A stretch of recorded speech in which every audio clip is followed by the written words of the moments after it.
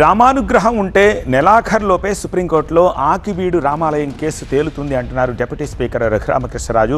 Status quo కారణంగా రామాలయ నిర్మాణంలో ఎలాంటి ఆలస్యం జరగదు అంటున్నారు ఆయన. దానికి సంబంధించిన బ్రేకింగ్ ఇది. హైకోర్టులో పిల్ కొట్టేసిన విషయాన్ని దాచిపెట్టి జడ శ్రవణ్ సుప్రీంకోర్టును తప్పుదారి పట్టించారని రఘురామకృష్ణరాజు అన్నారు.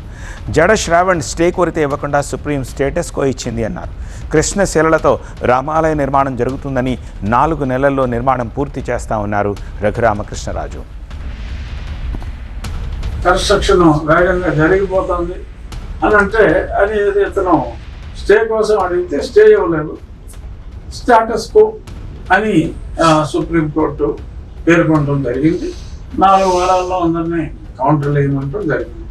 సో ఇప్పుడు ఇక్కడ అతను సబ్మిట్ చేసిందే పచ్చి ఫ్రాడ్ కాబట్టి, రాంగ్ స్టేట్మెంట్స్ ఇచ్చారు కాబట్టి నేను సీనియర్ న్యాయవాదుల్ని నియమించి చూద్దాం. ఫౌండేషన్లన్నీ ఆల్రెడీ కంప్లీట్ అయిపోయినాయి. ఇప్పుడు అక్కడ చేయటానికి ఏమీ లేదు. నల్ల కృష్ణశిలలు ప్లాన్ ప్రకారం అవి మైన్ దగ్గరే ఆ ప్లాన్ ప్రకారం అవి తయారవుతాయి. దానికి నాకు 2 నెలల సమయం పడుతుంది.